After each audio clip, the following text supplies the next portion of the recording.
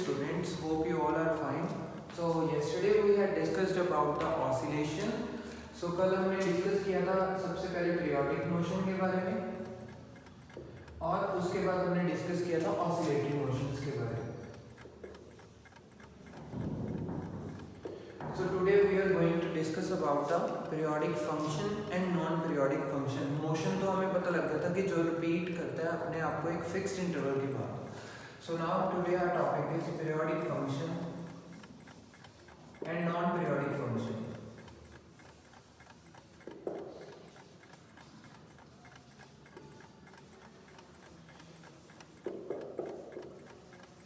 Same नाम से clear हो रहा है.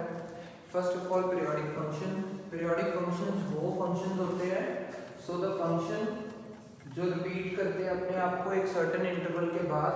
So the function which repeat itself after certain interval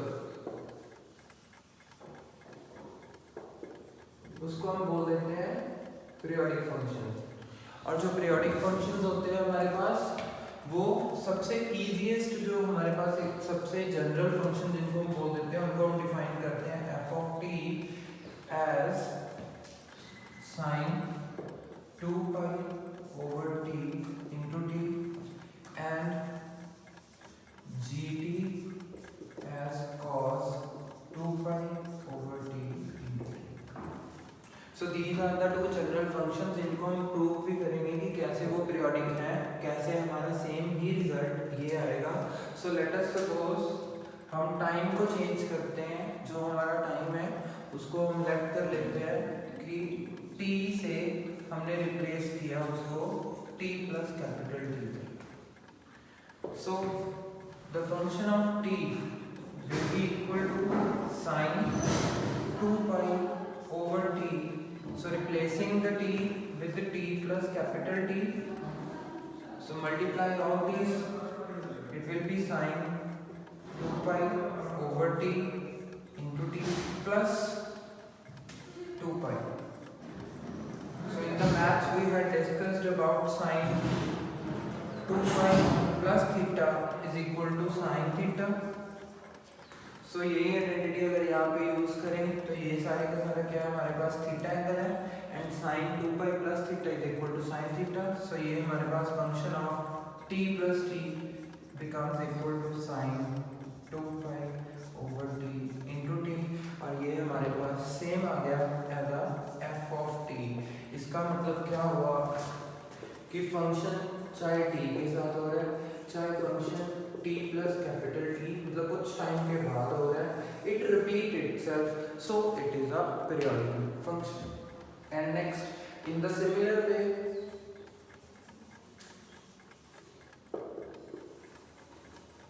g of t plus t is equal to cos 2 pi over t into t plus t. We are replacing again t function.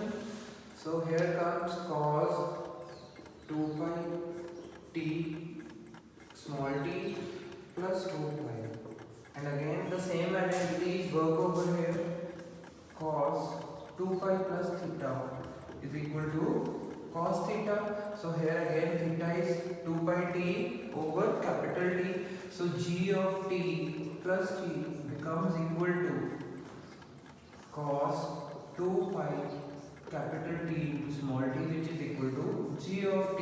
It means we can say that g of t plus capital T is equal to, so this is also we proved it as a periodic function.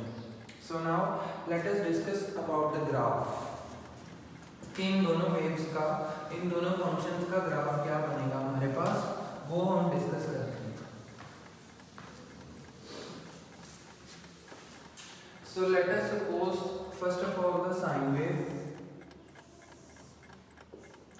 Here is the time and here is the height. So जब हमारे पास या फिर हम यहाँ पे angle भी लेके आप इजीली समझ सकते हो कि एंगल के साथ कैसे बनेगा. Suppose you are on this sine n point. We know it is 0. It means sin pi भी 0 है, sin 2 pi भी 0 है और sin 0 भी 0 है. ये याद रखना, it will help you. So if we are having the sine wave, ये हम कैसे ड्रॉ करेंगे? देखो, जब 0 के ऊपर है it is 0 and when it is pi by 2 that is 90 degree, तो हमें पता है कि इसकी वैल्यू जो है वो मैक्सिमम हो जाती है, इट इज 1. और उसके बाद अगेन पाई के ऊपर 0 यहाँ से, और नेक्स्ट 3 पाई बाय 2 इसके ऊपर अगेन -1 और देन 2 पाई के ऊपर वैल्यू कितनी है? 0. इट मींस फंक्शन कैसे बनेगा?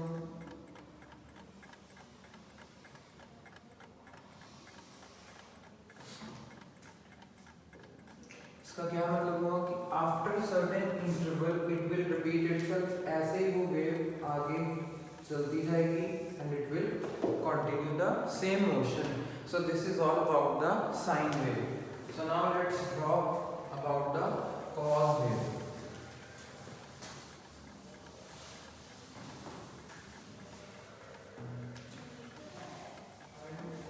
cos wave में क्या करेंगे? देखो, cos wave में हमारे पास है फंक्शन अगेन सेम वही 0 pi by 2 pi 3 pi by 2 and then 2.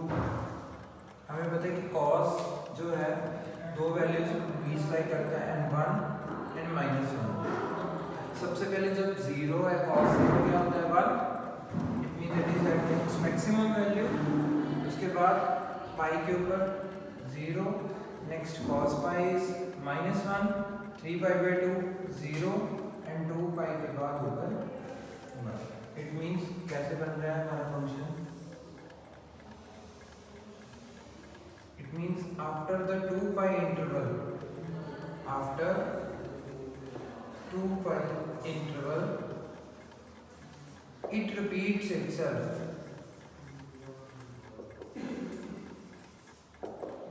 So this is all about your cos wave. So जो फंक्शन अपने आप को एक सर्टेन इंटरवल के बाद रिपीट करते हैं उनको हम क्या बोल देते हैं? Periodic function. और नॉन पीरियोडिक क्या हो गया? Which do not repeat.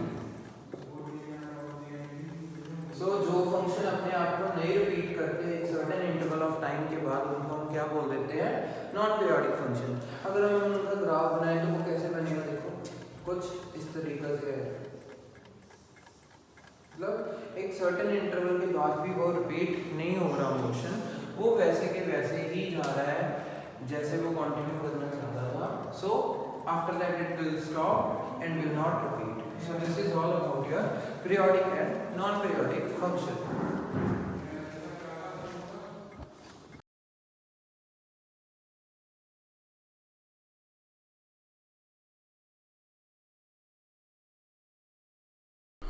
आज हम जिस मुद्दे पे बात करने वाले हैं वो है simple harmonic motion.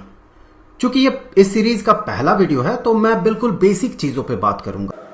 So the next topic of our chapter oscillation is SHM. SHM में हमारे पास क्या होता है? Simple harmonic motion.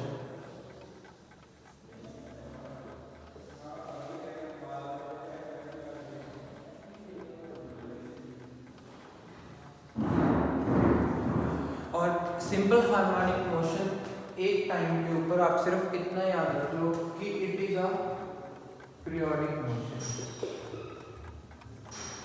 But type of oscillatory. So हमें कल भी हमने पढ़ा था कि जितने भी ऑसिलेटरी हैं वो पीरियोडिक होते हैं. इसका मतलब आप एक ये याद रखते हो कि हार्मोनिक को ही हम पीरियोडिक बोल देते हैं, जस्ट फॉर द रिमेम्बरेंस. सो इसका क्या मतलब हुआ कि ये एक सिंपलेस्ट एग्जाम्पल है ऑफ ऑसिलेटरी.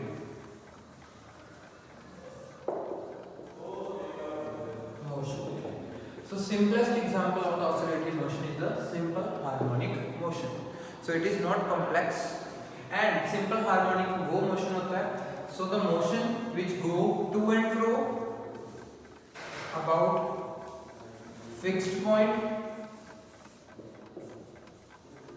ये तो हमने पढ़ा ही है, इसीलिए हम इसको under the category of oscillatory motion बोल रहे हैं क्योंकि ये टू एंड फ्रो मोशन है। एंड मोरओवर जो जब ये ऑब्जेक्ट मूव करेगा so it will have some acceleration, so that acceleration is directly proportional to the displacement and जो डिस्प्लेसमेंट प्रोड्यूस होगी उसमें एक हमारे पास है कि it is always opposite to the direction.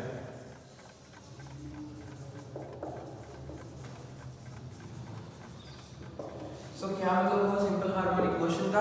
Simple harmonic वो मोशन है जो टू एंड फ्रो है, इसका क्या मतलब है कि ऑसिलेटरी मोशन है एंड उसमें एक एक्सेलरेशन प्रोड्यूस होगी, जो वो एक्सेलरेशन प्रोड्यूस हो रही है it is directly proportional to the displacement but opposite to the direction of the motion. जिस डायरेक्शन में डिस्प्लेसमेंट होगी सो डिस्प्लेसमेंट डायरेक्शन के ऑपोजिट होगा।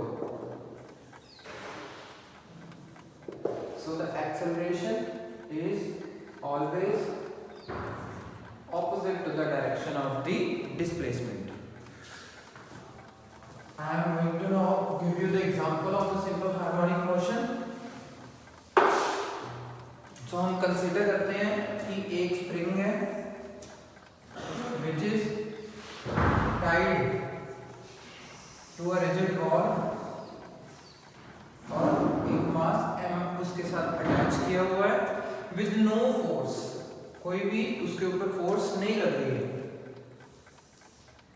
नेक्स्ट, जब आप एक एक्सटर्नल फोर्स लगाओगे उसको स्ट्रेच करोगे so obviously it will change its mean position, elongation होगी।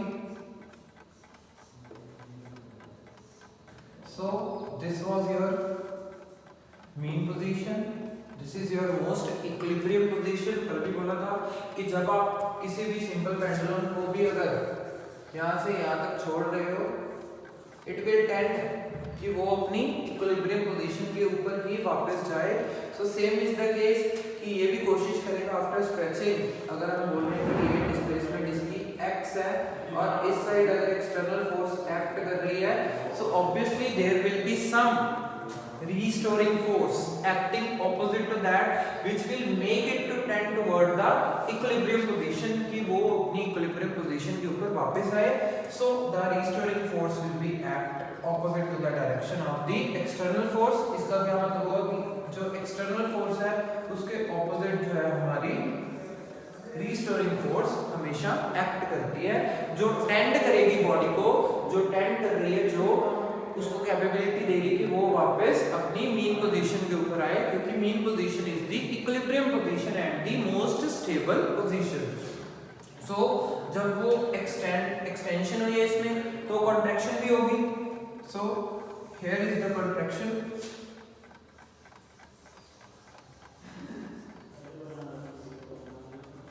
सो कितनी कॉन्ट्रैक्शन होगी इसमें?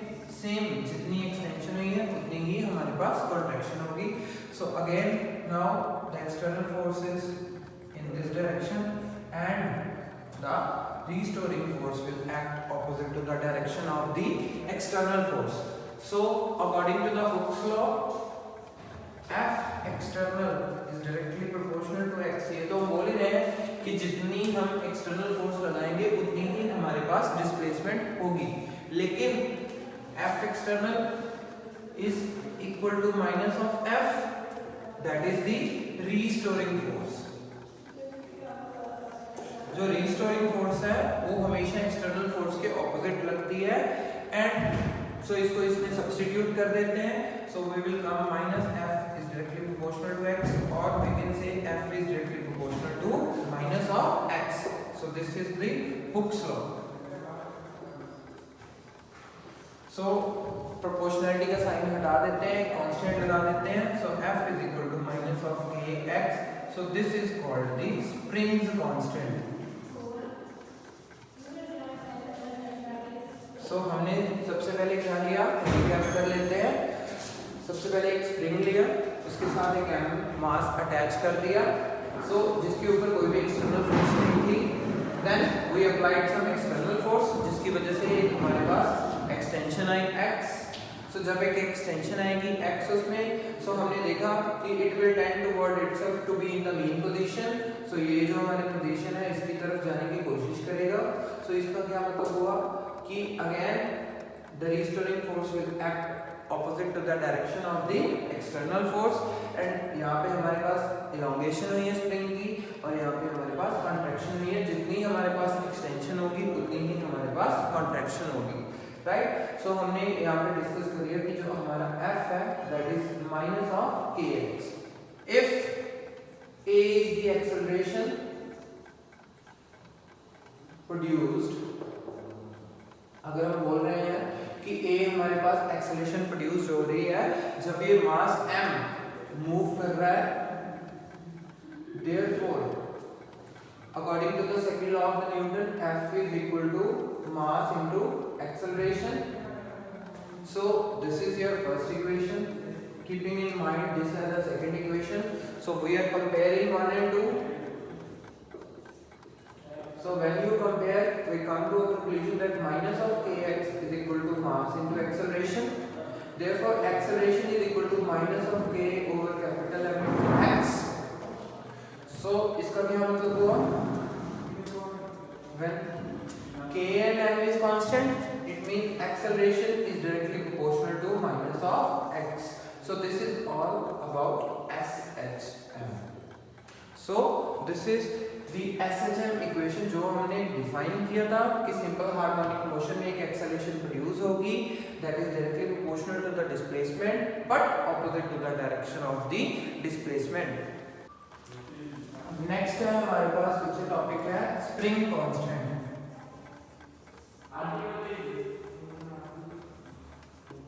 स्प्रिंग कांस्टेंट क्या है हमारे पास? हमने एक देखा था कि हमने लिखा था हुक्स लॉ से F is directly proportional to minus of x, so F is equal to minus of kx। जो नेगेटिव साइन था वो जस्ट डायरेक्शन को शो कर रहा है इसमें। इट मींस k की जो वैल्यू है it is equal to magnitude of force over magnitude of the displacement। It means spring constant is force per unit displacement। So इसकी यूनिट क्या बनेगी हमारे पास? So the unit will be Newton per meter। So this is the SI unit। So SI unit of spring constant is equal to Newton meter inverse। इसके एक हम example कर लेते हैं, it will be more clear, it will give you the more clarity। So suppose if mass is attached 3 Newton and 3 kg and it stretches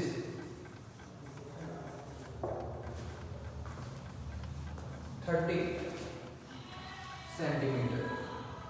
सो जब ये 30 centimetre stretch करेगा इसका क्या मतलब हुआ कि सबसे पहले मास गिवन है that is 3 kg।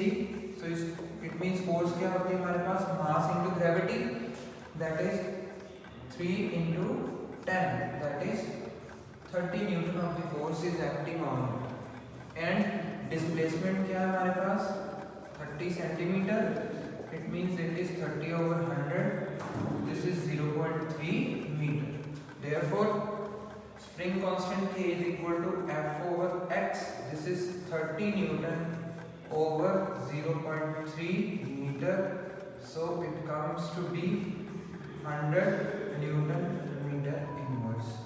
So this is your constant, spring constant value when 3 kg of force is acting and it stretches 30 centimeter. So next is which is differential equation of the spring or simple harmonic motion. So let's discuss about the differential equation.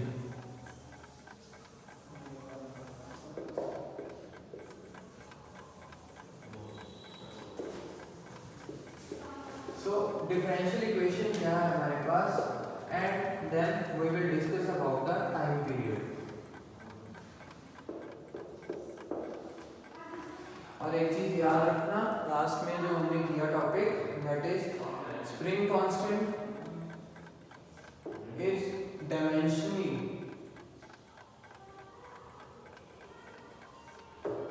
Equal to surface tension. इसके ऊपर बाद में आते हैं, सबसे पहले discuss करते हैं about the differential equation. So consider करेंगे कि एक मास m है, ठीक है, डिस्प्लेसमेंट हमारे पास x है, स्प्रिंग कांस्टेंट k है, when F is the restoring force. So according to the Hooke's law, restoring force is directly proportional to minus of x. It means F is equal to minus of kx. F is the restoring force, x is the displacement. And if a is the acceleration, acceleration को किसके equal लिख सकते हैं, d square x upon dt square. And according to second law of Newton, Newton का second law क्या बोलता है हमें, that F is equal to mass into acceleration. It means force is equal to mass into d square x upon dt square. So this was your first equation and this is your second equation. So both are the forces. So comparing 1 and 2, जब compare कर लेंगे 1 and 2 को, so क्या आ जाएगा हमारे पास, minus of K X is equal to mass D square X upon D T square. ये मल्टीप्लाई है, इस साइड आके डिवाइड हो जाएगा, so it will comes to be minus of K over M into X is equal to D square X upon D T square. As we know, this is the spring constant and mass is also constant, so put k over m as a omega square. जब इसको हम omega square put कर देंगे तो हमारे पास क्या equation बन जाएगी, D square X upon D T square is equal to minus omega square X. ये माइनस इस साइड जाके प्लस, तो ये बन गया हमारे पास D square X upon D T square plus omega square X is equal to 0।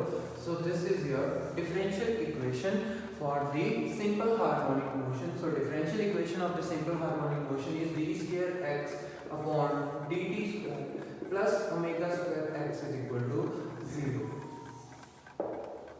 Notes बना लेना अच्छे से, ठीक है। साथ साथ में अगर आपको कोई भी डाउट हुआ, you can contact me any time, right. So let's start with the time period.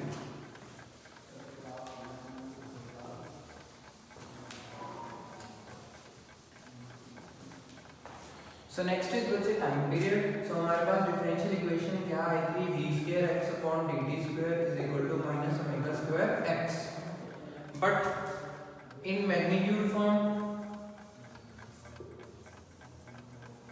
क्या आएगा, d square x upon dt square is equal to omega square x। लेकिन ये क्या थी हमारे पास, acceleration, so a is equal to omega square x। So therefore omega square is equal to a divided by x and omega is equal to under root a upon x। ये आ गया हमारे पास।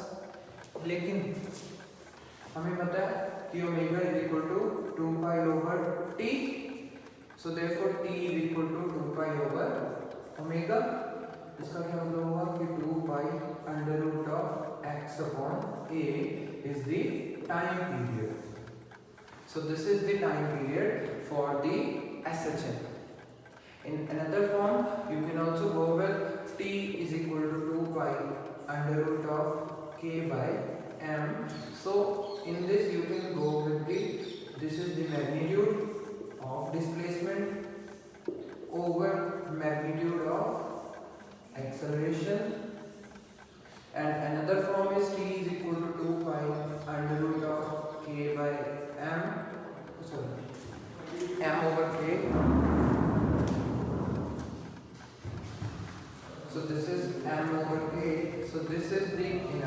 factor and this is the spring constant.